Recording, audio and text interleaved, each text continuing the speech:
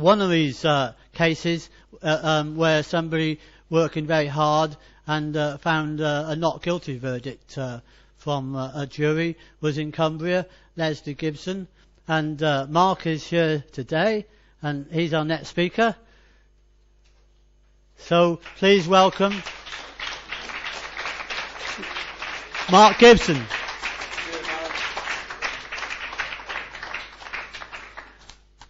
Hi, I'm Mark Gibson and I'm a prospective candidate for Penrith and the Border. I'm also, as Alan says, the husband of MS sufferer Lesley, who was acquitted last year for possession of cannabis at Carlisle Crown Court. The laughable thing is the amount. It was only 8 grams. Lesley could have accepted a caution that was gingerly offered by the prosecution and taken back at a later date and denied it was ever offered in the first place. She could have basically put in a guilty verdict, but she's decided to stand up for the medicinal users. I think basically if she'd have thought about the hardship and the stress of the court case, she'd have just taken the caution in the first place. Her health's never been 100% since then. Basically, I'm thanking her for what she did for the medicinal users.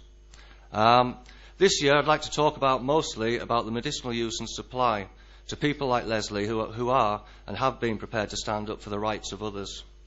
I don't think there's anybody in this room that's in any doubt that cannabis is known to relieve the more distressing symptoms of MS. Anybody doubt that? No. It's been shown in clinical trials and anecdotal evidence from medicinal users that cannabis relieves the symptoms of MS. It's been proven in Crown Courts up and down the land that cannabis relieves the symptoms of MS. It's universally accepted that cannabis relieves the symptoms of MS. I'm not saying that cannabis is a cure for MS, but it's the only treatment for MS that has no adverse side effects, unlike conventional medicine. It noticeably reduces pain and spasticity within seconds. It's the one treatment that could be made readily available and affordable to all those who require it. The government, in its infinite wisdom, not only refuses to reconsider its stand on medicinal use of cannabis, but continues to prosecute and persecute medicinal users for their use of cannabis when they should be prescribing it. So, if the government will not supply cannabis to those who need it, and you'll have to wait till 2004 at the earliest, they say, before they'll license it, I feel with my knowledge of the therapeutic benefits of cannabis in relation to the treatment of MS, that I should do all I can to help medicinal users get access to their chosen medicine. During the course of the last year, especially the months prior to Lesley's trial, we were contacted by many people who suffer from MS, offering their support for what Lesley was doing, and giving us tales of their cannabis use. What became apparent after listening and reading these testaments was that, on the whole, the medicinal users were being ripped off by dodgy dealers up and down the land. Short waits, poor quality soap bar and sticks and seed. Pretty much the same as all the recreational users, you're probably thinking. But when it's a disabled person getting ripped off for their medicine, it makes me sick. So, Lesley and myself set up a small network of MS sufferers, similar to the MMCO, who use cannabis medicinally.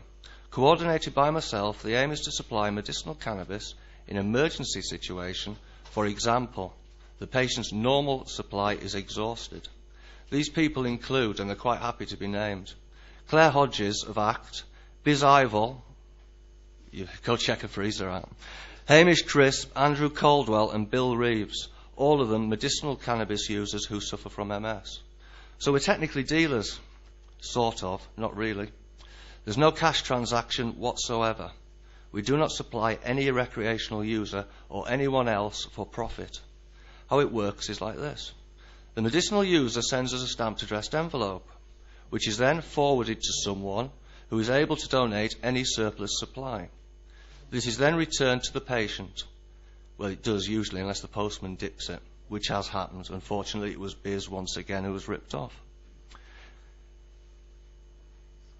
Unfortunately, we cannot possibly consider supplying any more people than we are at present time due to demand exceeding available donated supplies. And what we do supply, as must add, is only for medicinal users. Now, whilst I would not wish to encourage anyone to break the law, I feel it's essential. We cannot supply all of these people, and there are many more that contact us. We can only send out a parcel when we've received a donation from elsewhere. So what I'm suggesting is that you consider sponsoring a medicinal user either directly or through us yourself.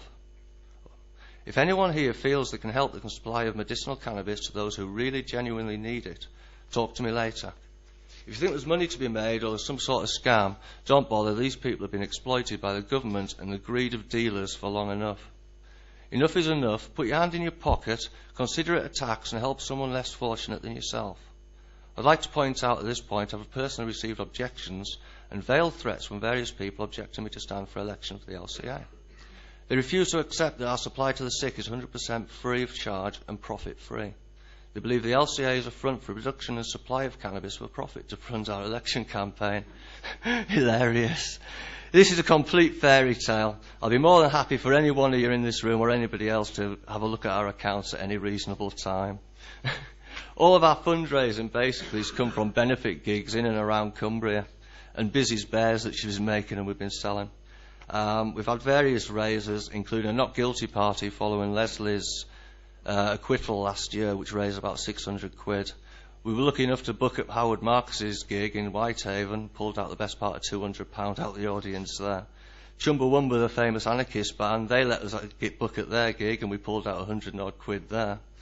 And then we had a band called Mostly Autumn, which I think was probably a success. Last month we had to apply for a licence to sell alcohol. We were told it wouldn't be a problem to get the licence and it would just be stamped in the local magistrate's court, so I sent the local bar manager to go and get the licence. I got a telephone call basically an hour before the court's due to shut saying our licence has been refused because there would be licensing an illegal event. So I jumps in the car and travels across Cumbria and manages to get in the court within 2-3 minutes of them saying, sorry Mr Gibson, time out, you can't see, we won't hear you, it's that case. Basically, they'd objected because there would be licensing an illegal event, as I said. I argued the case for the Legalised Cannabis Alliance and the freedom of speech and the right to gather. The court usher then basically stood up and said, Article 8, 12 and 16 of the Human Rights Act. The magistrates left and came back about 10 minutes later and gave me a licence to sell alcohol, which I thought was particularly strange, a cannabis campaigner campaigning to sell alcohol at a cannabis benefit raising gig. But strange things are going on. Basically, we've now raised £1,454 with the £10 donation I was given earlier. We can now just field the 3 candidates in Cumbria, myself, John Peacock and Colin Paisley. We're going to continue fundraising and having benefit gigs. Any further profit will go to a campaign, doing posters, etc. in the Cumbria area. Should we raise too much money, and we'll look at funding another candidate somewhere else. That's me. If anybody wants to ask me a question, please ask it. All right, Howard. I've got my jacket on because it might just need a quick getaway in a moment. I have a question. Yeah.